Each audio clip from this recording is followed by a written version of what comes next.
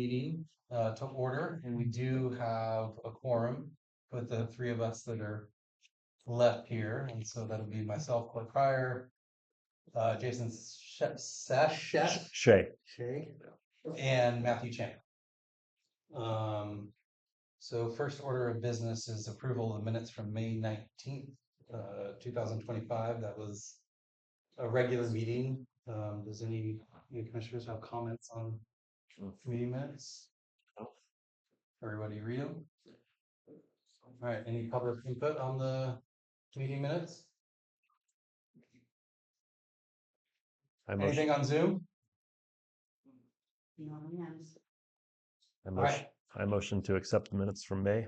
Okay, so we have a motion and a second to approve the minutes for May 19th, 2025, which was a regular meeting. All those in favor say aye. Aye. Aye. And who was second? Sorry. I was. Your name? Matt. Matt. Thank you. All right, so item 2, public input. The public is invited to present petitions, make announcements, or provide other information to the planning commission that is relevant to the scope of the authority of the city of Blue Lake that is not on the agenda. Planning commission may provide up to 15 minutes for this public input session. To ensure that each individual presentation is heard, the planning commission may uniformly impose time limitations of 3 minutes to each individual presentation.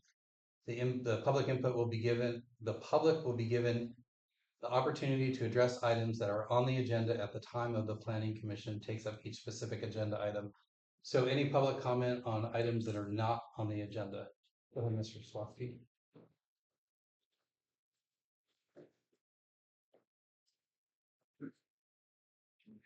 I went in.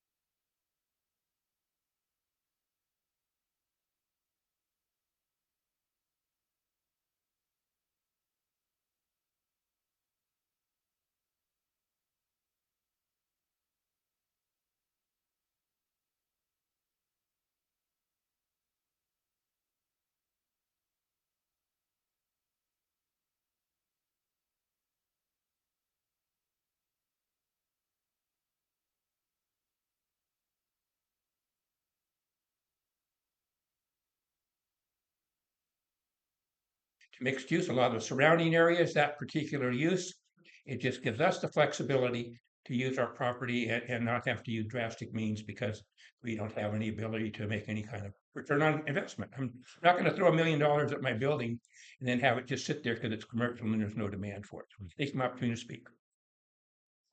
Thank you. You're welcome. Any other public comment? Hi, Barbara Russell, downtown Blue Lake, and I also think that the retail zone where I live should be mixed use because all my neighbors live in their homes there and the whole area is zoned retail, and I will never do anything retail there because I'm afraid of losing my ability to rent it or live there again. So if it's mixed use, then it allows me the flexibility to someday do something business-wise there that I would like to do someday. So please, mixed use. Thank you very much. Thank you. Anything else from the public? We have Jill. What's that? I mean, we have Julie. Julie, go ahead, Julie. Good evening. Can you guys hear me okay this evening? Yes.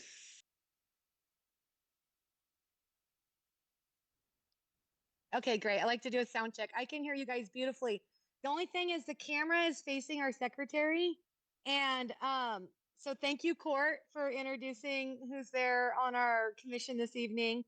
I can't see anybody. I just see our secretary, which you're doing a lovely job as usual. I want to thank you guys for Zoom. I did get to go down and caught the chamber, caught Arts and Heritage, but I really appreciate Zoom and you guys still able to make that happen this evening.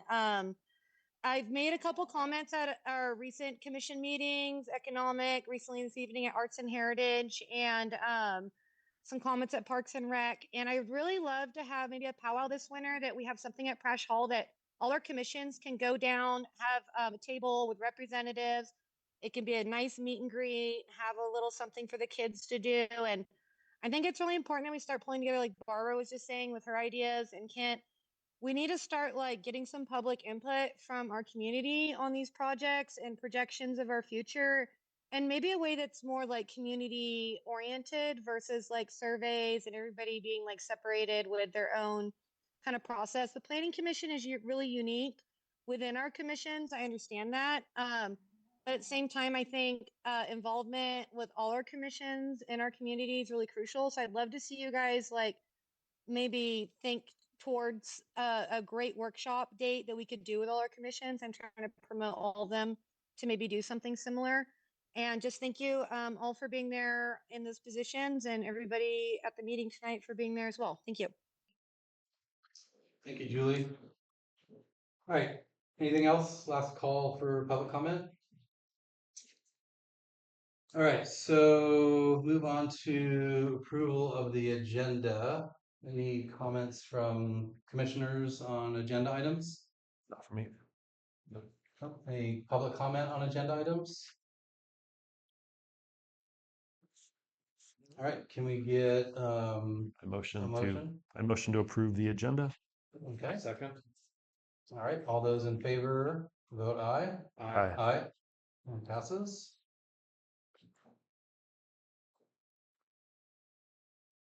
All right, so on to discussion action items. The first one is, obviously, we're down to the three of us. I was currently acting commissioner, so we need a vote on the planning commission officers, just so that we're set up properly. And this can probably be readdressed as we recruit more folks to come in the planning commission, but I think it would be good to not keep operating with, myself as acting and no one else as a vice chair. So discussion. Before you guys start your kind of deliberation on that, if I could just point out kind of the rules that guide officers for the Planning Commission. This is Chapter 2.16, Planning Commission of the Municipal Code. So it goes through a variety of procedures and kind of rules that apply to the commission, one of which is officers. So I'll just kind of read some of this as to what occurs at the first meeting following the commencement of a new fiscal year. Each July 1st, the Planning Commission shall elect a chair, vice chair, and such other officers as are deemed necessary by the Planning Commission. So I don't believe you guys have held a meeting since the new fiscal year, so this would be the first meeting and you're doing it, so that's great. States the chair and vice chair may serve successive terms. And then the rest of it kind of goes into what happens if the chair is absent and things like that. Just looking up other kind of rules that govern this. This is done by nomination and election. So, you nominate who you'd like to be. A majority of vote elects the officers, and typically you want to vote separately for each officer. Okay, any questions on this? Discussion? I vote for Matt. Vice. Well, you nominate. No, Matt. I know. You're faster than me. Yeah. So let's I guess, should you guys support it, I'm willing to step up into the chair position. That's totally fine. But I'm not gonna decide that for myself. I'll nominate you as chair. I figured as much. I will second that nomination. So once the nominations are done, then you take a vote. Yeah. And then So do we can each do one individually, right? yeah. Yep. So I'm not gonna vote for so I guess I have to, with these three of us. Yeah, but one of them could initiate the Yeah. motion. We didn't get a second on the nomination of Matt. Oh, we're just I doing. think We're They're doing gonna the, do them we're doing individually. the chair first. Yeah, Yeah. yeah, Sorry, yeah. Just heard the first nomination. So we have a motion. Do we have a second? I second. Okay. And we do need 3 votes, right? You need a majority. Let me review. So majority. 3 members constitute a quorum. Unless otherwise required by law, a majority vote of members attending a duly noticed and convened meeting shall constitute an action of the Planning Commission. So majority. Yes. You can abstain if you wanted. Yeah, Yeah. I'll go ahead and abstain. I'm voting for myself. So the vote? So in favor? Aye. Okay. All right, so that passes, so that puts me in the chair position. And then we still have to do, the vice chair Vice chair. position. So, do we want to discuss that at all? Do we all just want to point fingers? Or are you open to that? Maybe I can. No, what's your feeling? I just don't feel like I have enough experience to do it yet. So That's fine. So I guess I'll go ahead and make a motion then to place you in the vice chair position. and then I second that motion. All those in favor vote aye. Aye. Aye. Yeah. So that passes as well. You gonna take public comment on that? We can take public comment on that.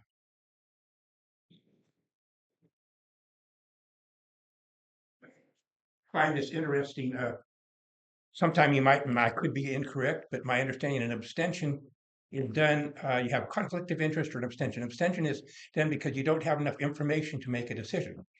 So I guess you don't know whether you're comfortable being chair or not. Anyway, you might want to check that, and I could be corrected as far as the reason why you would abstain from voting on things. So I think all we need is a majority.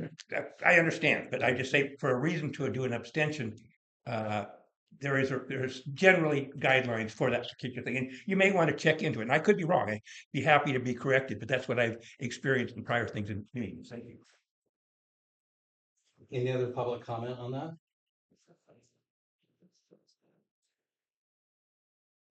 All right, so let's move on to item 5. Oh, I guess before we close that, we can, it doesn't have to be done, from my understanding, on we can reevaluate this, should we bring new members on before the next? Yep. I think so. Yeah. Yeah, so. Before the next fiscal year. Is that what What's you mean? that? Before the next fiscal year. Yeah. July 1st? Yeah. And that has happened before. Yeah. Okay. So I think this just kind of gets us to this point, we've got the roles laid out and we're kind of just not like continuing in this acting position, so. All right, so item 5, discussion and public hearing on amendment of Title 17 zoning of the municipal code to add section 17.20.070 multifamily or MF combining zone. That would create a new combining zone that could be combined with a residential multifamily R3, mixed use MU opportunity O, and or planned development residential PDR zones. Purpose of allowing multifamily residential uses by right, principally permitted. This zoning code amendment is proposed to implement the program HI 14 from the city's 6th cycle housing element update in order to comply with the state law during the 6th cycle. And the multifamily combining zone must be applied to a single site that is a minimum of 1 acre. Therefore, this action also includes a zoning map amendment to apply the multifamily combining zone to the a single site in the city. So I'm not going to go ahead and read the rest of it. I think that's a good summary of it, and I think we're good there. So I think we'll probably start with comments from staff regarding this item, Sure. and then we can go to questions from the commission and open it for public hearing after that. Yeah. No, that sounds good. Did everybody get a copy of the packet? It's over there if you want to follow along with the maps and the text and all that kind of stuff. I encourage you to do so.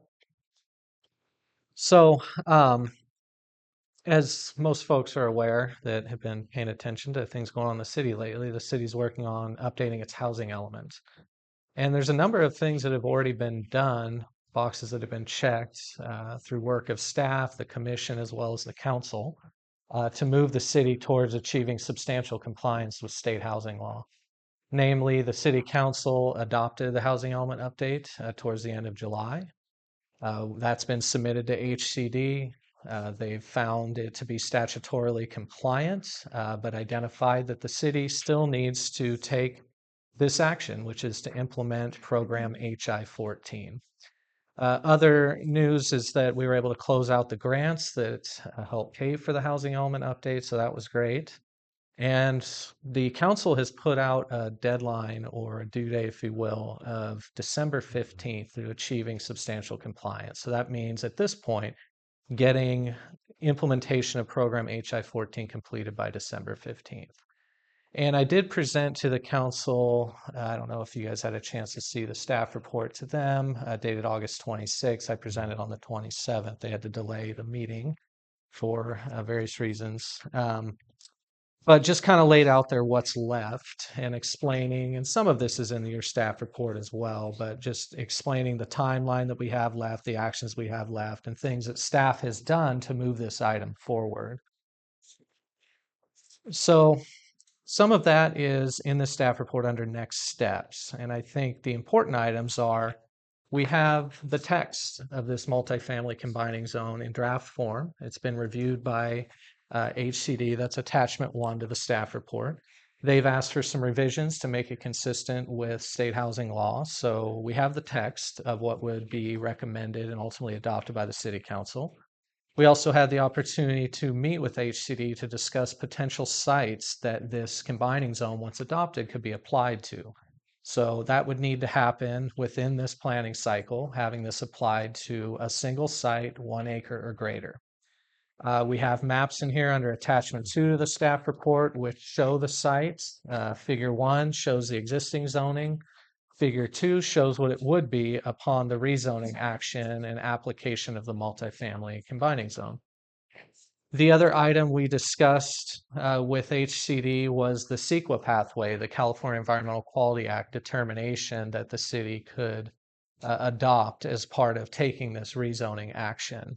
And I think it was SB 131 was put through and became effective in July of this year, which created a new exemption that is for rezoning actions for implementing a housing element update. So basically for exactly the type of action the city needs to take to come into compliance. And because the reading of that new code section for CEQA wasn't like super clear about whether it could be used by the city or not, we asked for a determination from HCD. And they discussed it amongst their staff, the state attorney general, which is essentially their legal counsel, and came back with a determination that yes, it does apply to Blue Lake's rezoning action. So that was really good news. With all of those items, we've got the draft text, we've got a site that staff will be recommending, and we've got a clear CEQA pathway for completing this rezoning action. And so I think when you look at the timeline that was laid out to the state, we were talking about the commission acting on this as soon as August 18th. We weren't able to get a quorum of the commission for that meeting. This was the soonest meeting, we were able to. But an important thing to point out is we did a public hearing notice for 10 days for this meeting, but under state laws of January, you need to do a 20-day public hearing notice for zoning code amendments that will affect the use of real property. So this is really a discussion / public hearing to kind of introduce this item and set the commission up for action at a special meeting, which we would hope you would be able to decide on this evening, maybe sometime in early October, mid-October, before your next regularly scheduled meeting in October, because we weren't able to get a quorum for the September meeting. So that would be, if you look at the recommendations, what we would like to see come out of this evening, along with public comment, questions from the commission, and all of that. So that essentially concludes my staff reports. I would also like to point out, do I have that in here? That we had some public comment from Lisa Hoover, which you should have received. Did everybody get that? Yeah. Okay. I'm not seeing it, but I know I have it here. So. And of course, staff can address this comment if the commission would like. But essentially, just to kind of paraphrase through it, there's some questions here about the site constraints identified in table 22. And I think in general, I think it's both tables, the vacant sites and the inventory of underutilized, really, that I think the commenter is interested in understanding a little more about how things were determined to be likely developable versus not likely developable, especially items, or I should say sites that say have creek corridor, riparian habitat, or floodplain or things like that as constraints that are listed, and just getting more clarification from staff how sites that shared those constraints. Some were listed as developable, some were not. So yeah, we can definitely speak to that if the commission would like. Have any comments or questions? No, I mean, if you want to speak to that. Sure, and I did have the opportunity to speak with Lisa on Friday, so that was good. It's always good to speak with the public about these things. But basically, I think the simplest explanation is, yeah, there are sites that were listed as developable, some that were not, that have the same constraints. And I think the way I described it to Lisa was, well, you could have a 5-acre site that only a very small portion has that constraint, and the rest of it could be developed. Whereas you might have a site that is completely covered by wetlands or creek or whatever, and even though it's vacant, we're listing as not likely developable because it has those constraints and the costs and mitigation requirements and everything it would take to impact those aquatic resources, for example, on the sites. So that's probably the simplest explanation, and that applies to both the vacant sites inventory as well as the inventory of underutilized sites. And just to clarify, underutilized sites was only put in the housing element for informational purposes. Because we were going through this exercise, it's like, let's look at every site that has residential development potential. Now, only the sites that were vacant were counted towards the RENA allocation, where sites we said this is where the RENA allocation can be developed. The rest of them, again, just informational purposes. So any estimates of unit types or unit amounts are ballparky. I did explain to Lisa that, we do go through an exercise of looking at each site and trying to estimate, well, this is how much is creek corridor, and with the setback that's required in the zone, here's what you have left, and that looks like you could develop about this much on it. That's kind of the process we go through. Now, some jurisdictions will have GIS mapping that actually shows that. Each site they'll have a map in the housing element that shows it and says, here's where the creek corridor is, here's riparian habitat, here's the setbacks, and here's the building envelope or developable area. And so they'll provide more information. But the city doesn't have that type of system because the city has limited resources. So we weren't able to do that. But had we, I think it would have been easier for folks to understand how we arrived at some of those determinations. Okay. Thank you. So just I guess a point of clarity, was Lisa asking for clarification on your explanation? That's what it sounded like to me from an earlier meeting. Or was she asking that this be looked at again because she didn't agree with the way the sites were You may need to certified? It was a ask little her mixed. that, but I do believe she had made comments previously, which were discussed at a council meeting. Right. And I think her comments may have been a follow-up to that, but you can ask her for clarification on that.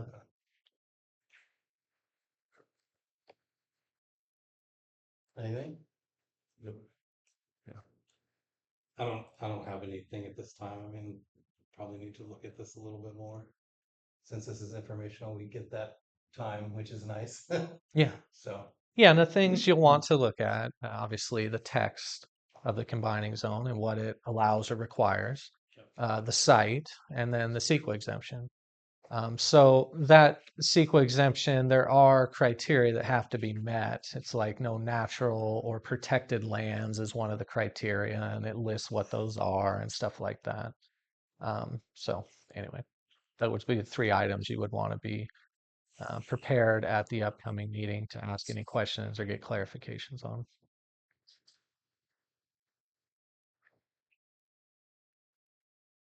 Were there other sites that were considered? Great question. Yes. The meeting I had with HCD, we talked about several sites. Let me get the map. And we had, questions ready to go for them. We asked about the Calgon Carbon site, for example. That's a site that the building might be demolished, in the next year, something like that. And he said, well, what if we wanted to apply it to the Calgon Carbon site? We'd actually been talking about that site for years as an example when we do presentations on this combining zone. And they said, you could, but first you'd have to explain to us why you believe that would be developed in the current planning cycle. Sure. It ends in August of 2027. That's not a lot of time. That seems to be a bit of work that needs to be done to prepare the site. So first you'd have to justify that. Second, it's not in the site inventory, Mm. either underutilized or vacant. It's not in there. So they said, well, then you'd have to amend your site inventory, resubmit it to us, and go through that process as well. But it could be done. And just knowing that and the timeline we have to meet, it was like, okay, then we're probably not going to pick that site. We also talked about the Danco site. Well, what if we applied it to that site? That would prepare it even more. And then, we potentially could do one CEQA document for that action and the future development proposed on that site. And they said, well, you already have that in your site inventory and you have it listed as lower. The only site in your city would be lower. And they said this rezoning action is to try and make this site more suitable for lower. So they're like, that's kind of like double counting. Like you're already saying it's suitable for lower, that there's no major constraints in your code or anything for that to happen. So it's really pointless or unnecessary to apply that to that site, was the way they looked at it. We said no to that one. The other one is, I don't have the map, but if you're familiar, right down the street here on South Railroad, you have a large landlocked parcel owned by the Farley family. It's the largest of those vacant parcels that's there. It's used as grazing land.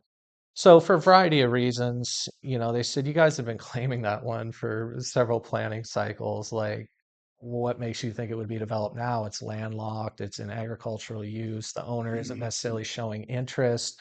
The infrastructure is limited along there with sewer, the size of the sewer line, access, all of that. So it kind of fell in a similar category to maybe Calvin and Carbon, where it's like there's a lot that would need to happen before that site would truly be suitable and could be developed within this planning cycle. Okay. So that really left us with this one there, northwest of Mondaway, which is city owned. It's vacant. It's served by existing infrastructure. And that one seems to make the most sense. Now, if you look at the map, you'll see that we're proposing, or we would be recommending, to only apply the multifamily combining zone to a portion of the site. And that was for the purpose of, well, let's just do the minimum that's required. And the minimum is to rezone a 1 acre site. And that was a point of clarification with them as well. Can we do that? Can we have split zoning on the site? And they said, yes, but we highly encourage you to do a lot line adjustment later so that when somebody comes in to develop it, they're not having to mess around. Well, where is the line? And, that kind of thing. So they said it'd be cleanest if you followed up and did a lot line adjustment later. I think ultimately this is additional information that I don't necessarily need to describe tonight, but I would probably recommend that remaining part or a portion of it be rezoned to X or open space. There was discussion of that in the past, and it just seems like it would make for a very nice gateway to have a parklet there into the Powers Creek district from the bridge and from the north. We're not addressing that at this time. There's extra steps that have to happen to do that. So that's not something the Planning Commission would be asked to make a recommendation on, but it's something staff would probably recommend in the future. But to sum up, yeah, we would only be recommending that a 1 acre portion of that site have the multifamily combining zone applied And to that it. would have a minimum density of 16. To 20, minimum 16 up to 20. Yeah. And I can also describe the reasoning for that. So the last time HCD reviewed it, I said, well, what if we just said 16? And they're like, no. They said, we want a range. We typically require a minimum of 5, between the minimum and the maximum, 5 units. I said, okay, well, what about 20? They're like, okay. So I went with 16 to 20. What, 16 to 17, that's right. Yeah, I asked that. I said, what about 16 to the density currently allowed in the opportunity zone? And they said, that's too small of a range. That's ridiculous. That's pointless. And no, we would not sign off on that. So 20 was where we ended up in the compromise, and that's what's being recommended by staff. And for comparison, 20 units per acre is less than the R3 zone, which is the highest density zone that the city has. Just so many units for that small place right there.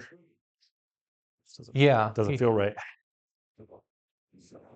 Yeah, I think that's one of the, things to consider, like that Gary brought up about you know, potentially rezoning the rest of that into like a parklet or something to kind of like put a softer edge on it or something like that.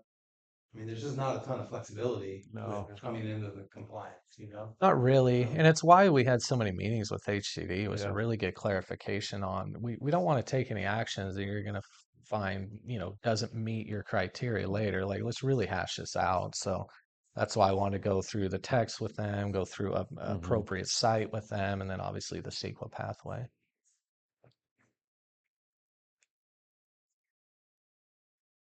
So our responsibility tonight is to we're just thinking. We're not recommending it to city council. Yeah, this is Right. meant for council discussion, questions of staff, public comment, and then ultimately for you guys to set a special meeting date 20 plus days from now to meet that noticing requirement that was recently enacted for state law. Any other questions for Gary or comments?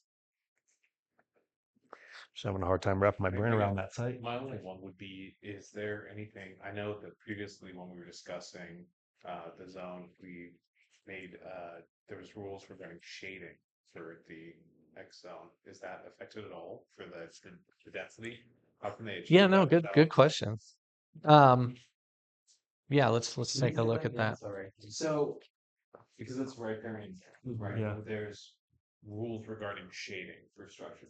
We set a maximum height, but beyond the maximum height, there's also shading concerns within that area, right? You can't have a building that just blocks the sun from all the vegetation over there all the time. So I'm just wondering, is that density or that unit amount still achievable with those considerations, or does that supersede it?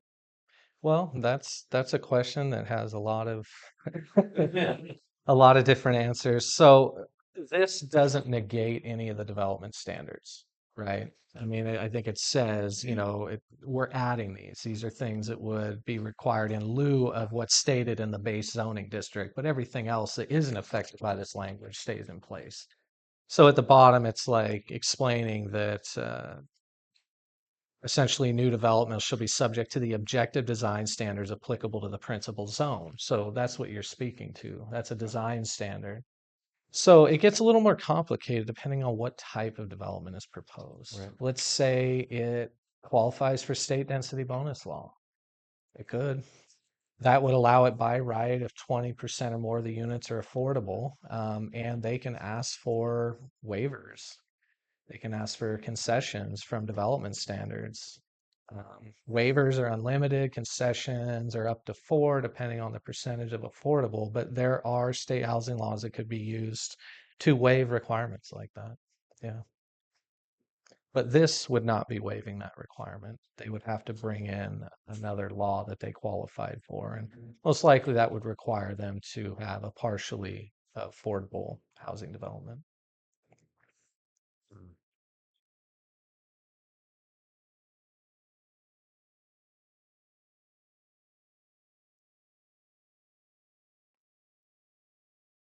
You guys want to take public comment? Yeah, there's a bunch more reading I gotta do. Wrap Okay. my head around it. Yeah, so let's go ahead and open it for public comment. Someone can decide to go first. Barbara Russell. So I did some research and I have a present for you guys. So this lot across the street is not a brownfield site. The old Blue Lake Fairgrounds that after World War II was made into the mill. But I called the county, John Moreno, and I have his phone number, and I asked if it's toxic, if it's on the brownfield site, and he said no. And I asked Gary why we don't just rezone some of this for owner-occupied co-housing units where people can be building equity, and we can be teaching people construction things. We could do something that will make our community smarter and build equity. And I asked Gary, and he said, well, because of the zone, and also because it's not suitable. And I think that's because of the chip. But we can move chip over, and it's 20 acres. We only need a little bit. So I think that site should be considered, and it's a gift in so many ways. Very clear on Thank you. what exact site you're talking She's about. talking about the Blue Lake Power site, right? Yeah, the old Blue Lake Fairgrounds. Sorry, I'm cutting too close, but right here, the power plant site, but it's the old Blue Lake Fairgrounds. Look into it. There's a horse race track. There was, and there's a I'd dance encourage you to ask hall, me that and there question was a after baseball public field. comment. And it's not a brownfield site. John Moretto Okay. at the county. Thank you. All right, any other public comment? Either one, you choose. Hello, my name is Lisa Hoover, and thank you, Gary, for bringing up my message. And there's some clarity that hopefully I can to better understand this because I did. One of my comments has to do with the resource code reference 210080.085. This has to do with the CEQA, excuse me. This has to do with the exemption of CEQA. Let me go back to that. And it does say, when I looked at that in detail, Gary, that a rezoning that would allow for construction to occur within the boundaries of any natural and protected lands as defined by 21067.5, that this exemption would not apply. And I know you just defined to the commission here about if there are wetlands and riparian areas on a lot, those would be kind of considered that riparian area, that wouldn't be developable right there. I understand that. But what I didn't understand, it sounded like in the resource code, the 21080.085 exemption rezoning actions from CEQA, yet this code specifies that there are exceptions specifically when on or within a 300-foot radius of a wetland as defined by the U.S. Fish and Wildlife Service.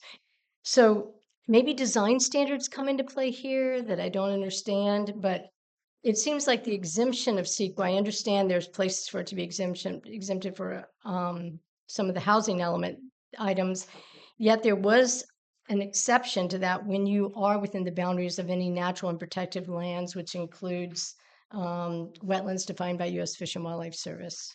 And that was in 21080.085. So I dug into that a little bit deeper since we talked, and I just was seemed a little inconsistent that there's an exemption yet that applies when you do have a wetland, and yet maybe design standards would accommodate that if they're. So I'm not sure I've been very clear, but it's complicated. And when I read that, it says that this isn't exempt from CEQA because there is a wetland, if there's a wetland in the area. But there's probably ways to address that I don't know about. Thank you. Thank you. So just to get most clarity, your action you're not taking, but considering taking, only affects this particular parcel. It doesn't have any effect on any other parcels in Blue Lake. That's a question that is pertinent to a lot of people because if it does, then we want to know if we're affected. And so if we have total clarity on that, no other effect on any other parcel in the city. As far as building that goes, I don't have the lot scaled out. That's probably 250 feet. You can get 0 setbacks on the side, no problem putting your parking, so you won't have a shading problem as far as developer goes. If I wanted to put 20, 25, 40 units on there, you probably could get them on there somehow, 3-story parking in certain ways and lining things up. So I wouldn't be worried about that with 1 acre side lot. So that's my main question is, will your decision tonight have any effect on any other parcel on this? And if there is, then the public needs to know exactly what, how, and where it's going to be affected. That's my comment. Thank you. Well, I don't think we're making any decisions tonight, so. But your contemplated decision, that's my question. Right. So when we come back here, we'll all have an understanding of what's being decided and not lack clarity on that. And as far as I can tell, and Gary, please correct me if I'm wrong, what we're considering is this recommendation for this single parcel from staff at this point. It would be Yeah, a different discussion if, for whatever reason, the planning commission decided that, is not a good idea and we want you to go Yeah. back and research other potential parcels, but Sure, and it I seems to me can, like we're talking about this particular parcel. yeah, and I can address that once the public comment period is closed. Any other public comment? Julie? Julie.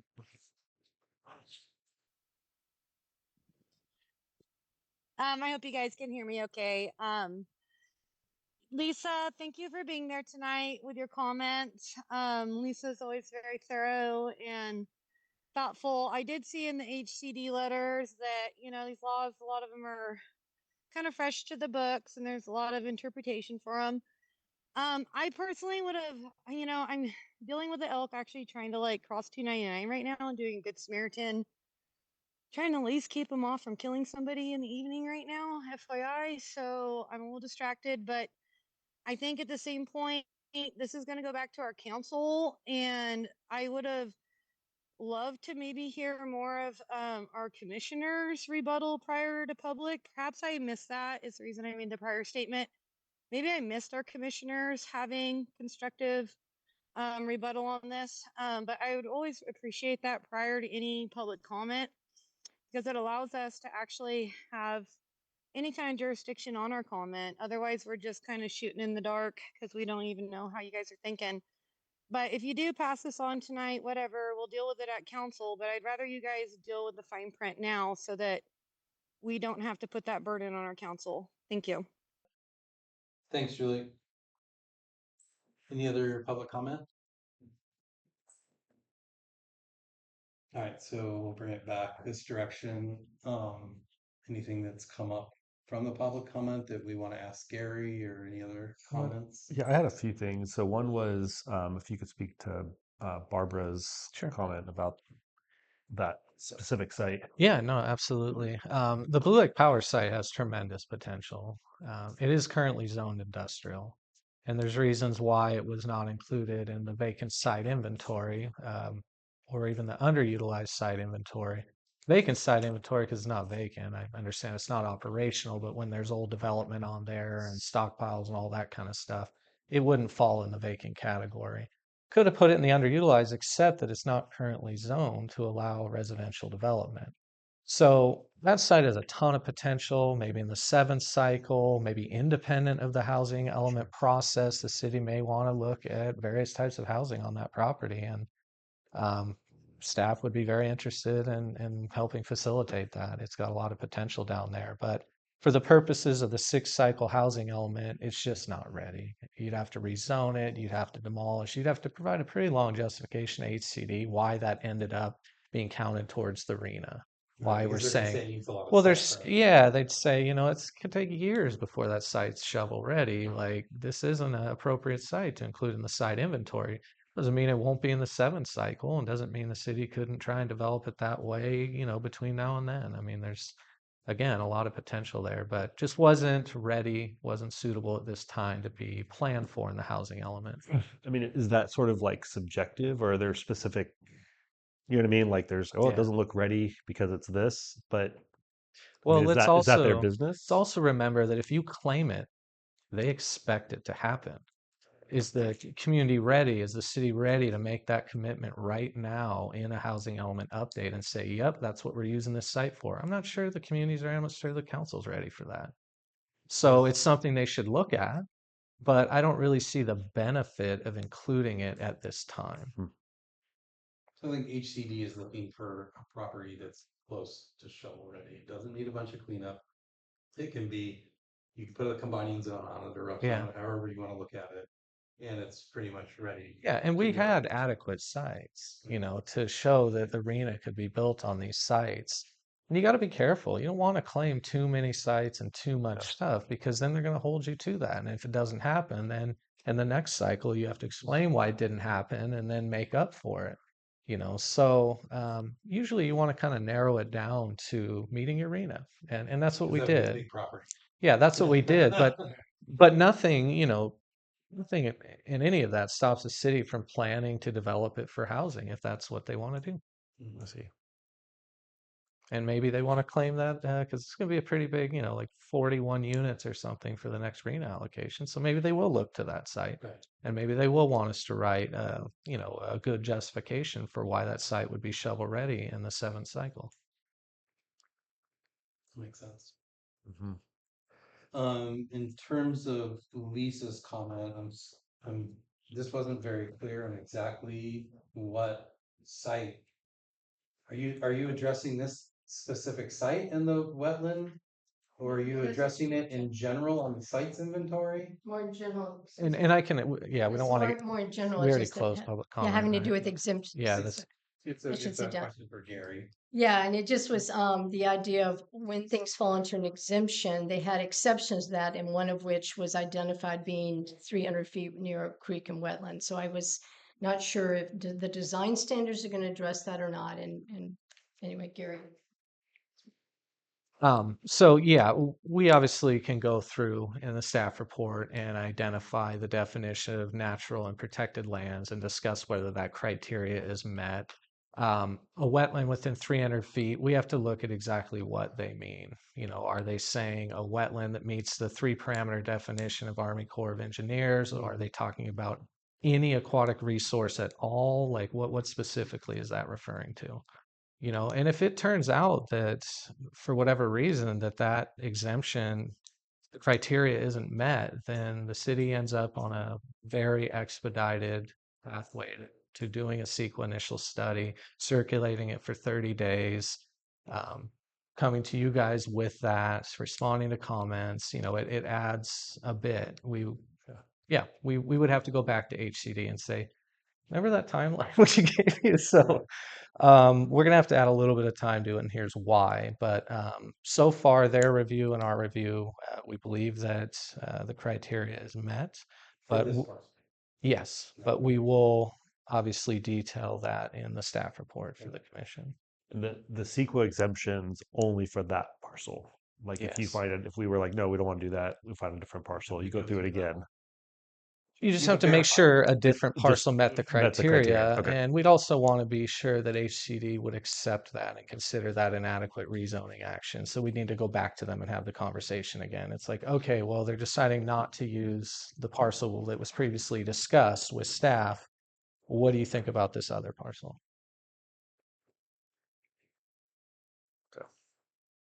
But, you know, that the rezoning action is what the exemption applies to. If a particular site is screened out from using the exemption because it doesn't meet the criteria, you know, that's what we would be addressing in the staff report. So there'd be a section on this exemption and what its criteria is, and we would go, you know, point by point. So then once we notice this, once we do this 20-day notice and get the proper notice on this and have potential action, then obviously staff's gonna come back and have verified again in the staff report that the CEQA exemptions being met, and that would be okay Yeah. to move forward with that. And what is typically called is an exemption justification, you know, where you basically write a section in the staff report that says, here's the criteria for it, is it met?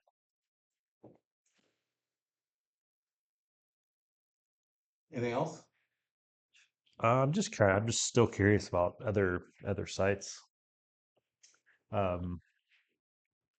I mean, just as I'm thinking out loud, it's like it's certainly okay. It meets the criteria, but does it meet the like the vibe or like the spirit of our place? You know what I'm saying? Like, Mhm. and it's to me, it strikes me as an odd spot to put that. Just because it's, I don't know. Yeah, but I got to think about it some more. Yeah, and just to provide some context, this was discussed with the council as well. Yeah. They're like, really aren't that many sites, are there? Yeah. And that's Yeah, I true. know. I mean, a site 1 acre larger, you know, you can look, but that's on the site inventory and is of Right. that size. There just aren't. There Yeah. aren't that many, and there generally aren't that many in the city. Most of them are down in the Right. Powers Creek district Right. or along South Railroad here. We have your larger parcels. Yeah, so that goes to these two figures in the last, Mhm. Yeah, I saw the those. latest and greatest. Okay. I had this printed out not too long ago. And yeah, when you look at it, it's not a lot. Yeah. And so I can kind of see why it goes in there, but you know, I think,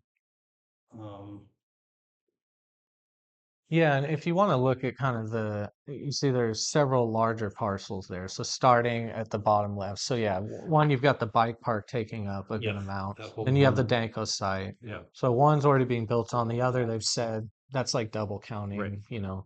So then that leaves you with the one we're looking at. If you go along Hatchery Road, you see that kind of linear one. That one's got a huge section of creek in it. And there's a development proposal now for a couple of single family units and some ADUs already.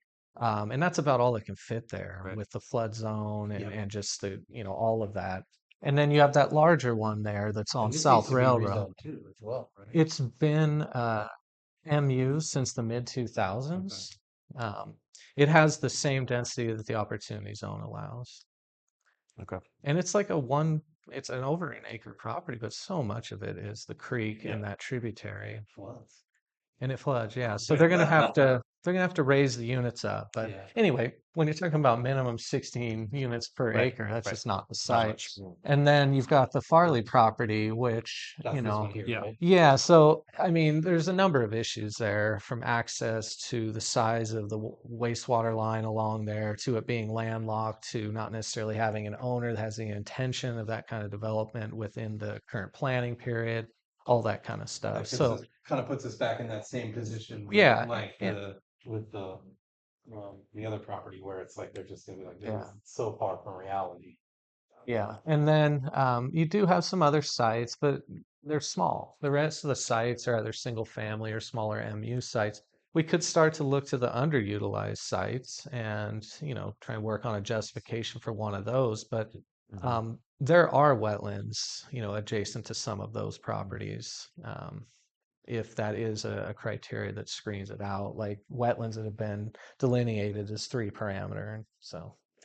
Does maybe it might be some silly questions, but does it all have to be on one parcel, or can it, can you have a quarter acre here and a quarter acre there, and those collectively Oh, we add up to? definitely asked that question. It needs to be Oh, a it s- is. it Okay. needs to be a single site, Okay, single but site. but good brainstorming. Okay.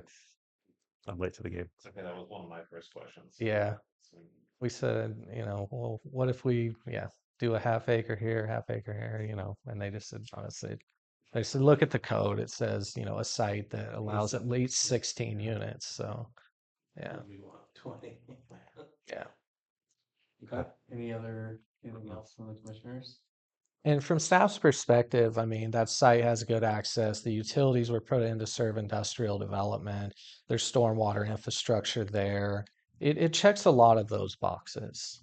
It was prepped for development in the 80s, when they were trying to build out the industrial park. And obviously now we've pivoted to mixed use, gotten away from industrial, but you can't say that about some of these other sites. I mean, they're going to have to run sewer quite a ways for that one on Hatchery. The line is probably undersized along South Railroad. So, yeah, as far as sites that could accommodate that level of development, it makes sense. I think obviously people have apprehension about it being along the trail and near the creek and all that. But And so remind me, I think I know the answer to this, but I just don't want to assume, but if we were to make this zoning change, that kind of puts us in compliance.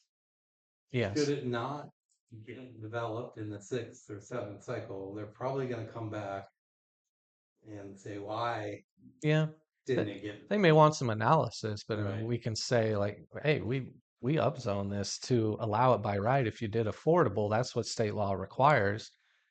We can't go any farther. It's Right. we've done everything that you've asked to be done on a property to meet this requirement, and right now maybe the market's dictating that. Sure. And I still think that's a big confusion point for a lot of folks, that when these actions are taken, that it means something's gonna go in there tomorrow, which we know may or may not. There's no plans the in the case. works, May but never happen. we're There's doing no the one that's ready to write a check to do it. yeah, and- we're basically planning for the site to Yeah. have lower barriers to being developed, which is what the law Yeah. requires. Yep.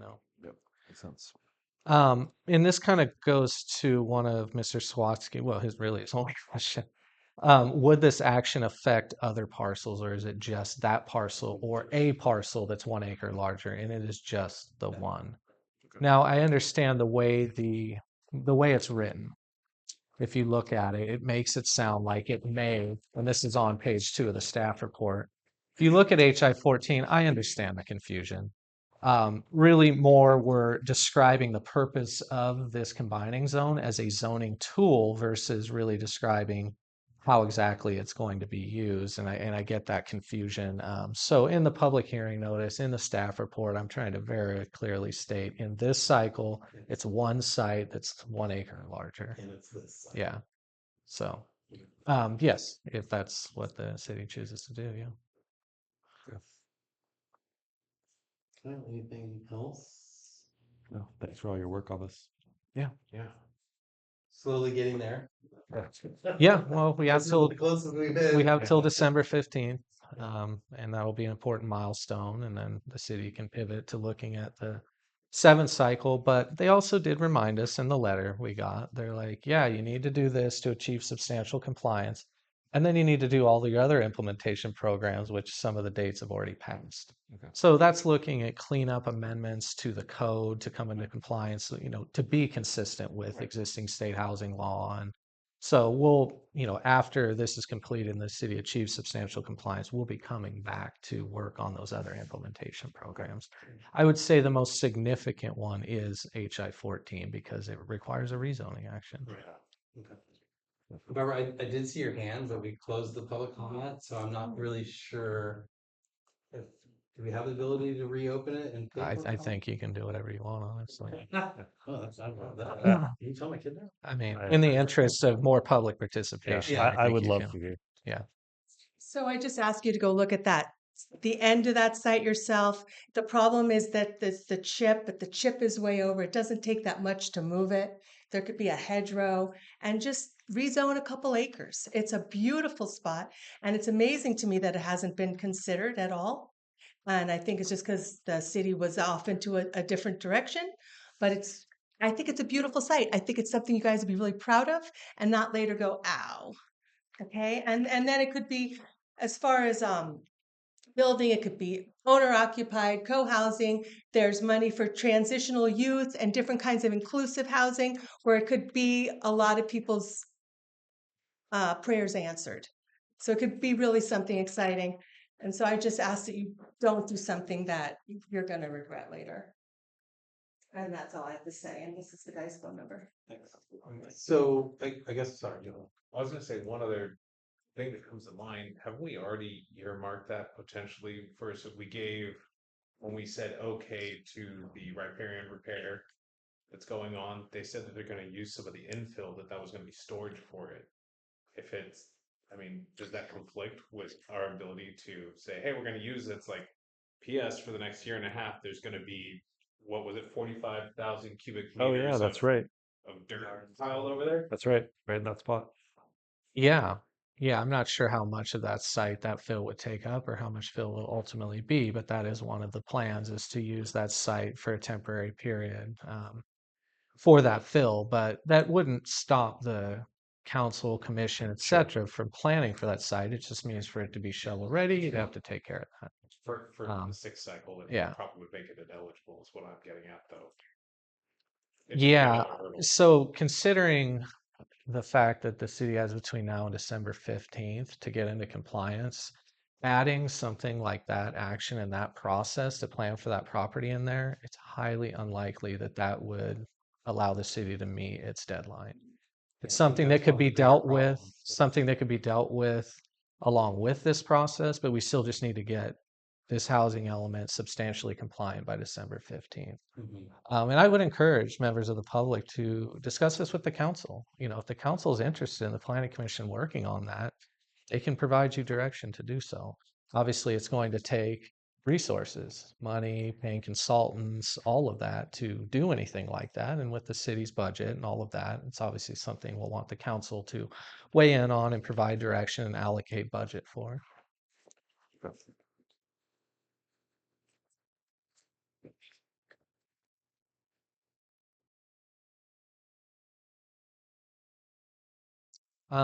If there's no other questions, I think the recommendation of staff is to set a special meeting date. And I think it has to be after 10/7, October 7th.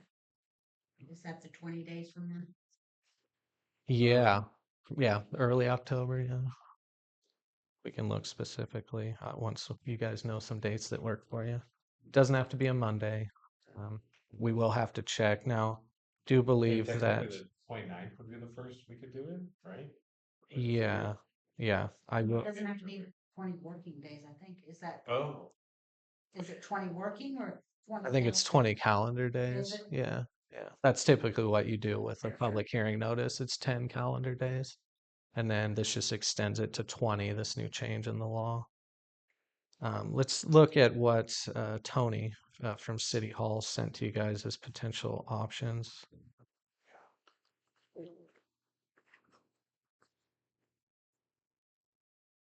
Good. Because I want to say that she checked the calendar for use of this room when she sent those out. And if not, then just let us know your availability and we'll go check the calendar. I'll be at my office hours on Wednesday and we can take care of that. I mean, she has September 15th, which clearly doesn't meet it.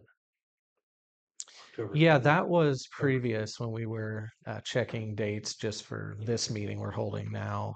She followed up after that. But if we can't find it amongst us, then we'll just go over what dates you are available and check the calendar for that. 6th. October 6th. Mm-hmm. And would this replace our meeting in October, or it's Most likely. okay? Yeah, I mean, we have some variance applications, or at least one, that we would try and get on that same meeting. The Okay. 6 works for me. I can So do the 6th. Yeah. October 6th. Let's try and at least pick three, just in case there's 3 dates? conflict. Yeah, Is the 29th out for everybody? I'm out of town. Oh, I can do. I could do the 6th, the 20th, or the 27th, but not the 13th. Yeah, I can't do the 13th either. I could do the 20th. Yep. 22nd. I could do that. Doesn't have to be a Monday. No. Uh, So yeah, I mean, it can be typically Monday through Thursday. I yeah. don't know if anyone wants to meet on a Friday, but I mean, I'm pretty open in a lot of that. Yeah, so like make it work. 7th would work as well. The 7th will work for me too. so 6th, 7th. 6th, 7th, and The 20th. That sounds good to me. sure. Okay, that's 3 dates. That'll do it. Let me just check real quick. So.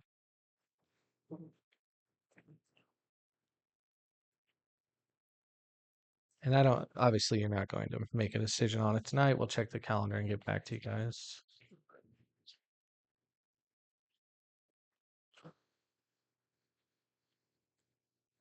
Yeah, that'll do that. Okay. All right, so then moving on to item 6, miscellaneous planner items. Oh. Look, Julie, were you wanting to make a comment? Well, you guys kind of chimed in a little bit that you would entertain it for a second, but also as you're leaving this agenda item, if it potentially was an action item, I would suggest that the commission makes a motion at this point in time to kind of delegate the time and date that you would be resetting this conversation again. And if there was a question, I do believe that that property in question that we would be zoning is a private parcel, not a city-owned parcel. Is that correct? Because um, I think if it is a private parcel, that should be part of the dialogue in the future. And if we can table this, I'd really recommend any correspondence that everybody can get, since we actually have a city planner hired to email Gary and clarify this before the next meeting. Yep, thank you.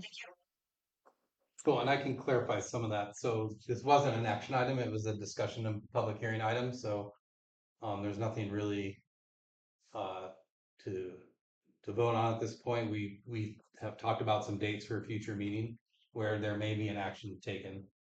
So that's that answers that part of it. You want to address who owns the Sure. property? Well, just to add to what you said about the meeting, you've thrown out 3 dates, but Yep. we can't verify that this room is actually available for a Right. meeting. So what we're going to do is basically check the schedule for use of the room and then get back to you guys as to what date works. And As that- far as the ownership, it is definitely a city-owned property. Yeah, okay. That's what I thought too. Did you get that, Julie, that it's a city-owned property?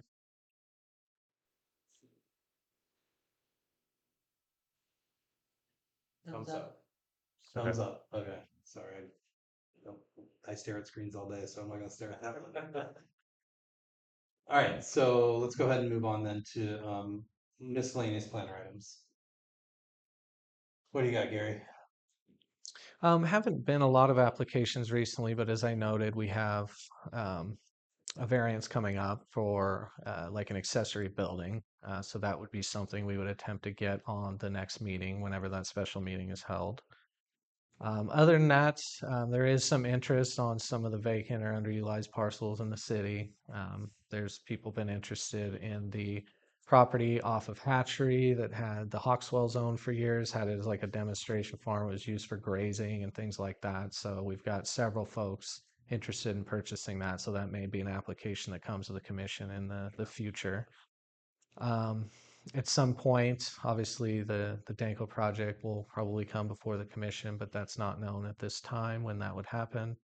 And there's really no news on that. There have been some Public Record Act requests for documentation, like all the things they've submitted, which has been provided. They're at City Hall. Many of them cannot be copied because they have architect stamps on them, engineers stamps on them. They can be viewed at City Hall, and some of the folks that were here tonight have checked them out. So other than that, yeah, I mean that's about all we have planning wise. Thank you, Gary. Anything from council? So there's no public comment on those items. Okay. So moving on to number 7, upcoming regularly scheduled planning commission meetings for the next 3 months. So we have September 15th, October 20th, and November 17th lined out. So I think we'll just September 15th, we don't need to worry about. We'll just take that off. Yeah, I'll I just think we'll work take with off the 20th. staff to do a canceled meeting down there. 20th is one of our potential. Yeah. Yeah, dates. so we'll we'll just leave put that one on. ending, and then how are you guys doing on the 17th? 17's fine for me. Yeah, that's fine. I believe so, I'll have to check. Okay. I'll ask Tony to follow up with you. You can take a look at your calendar. Oh yeah, 17th's fine. Okay. So that's good. 20th is good, but pending on potential special meeting.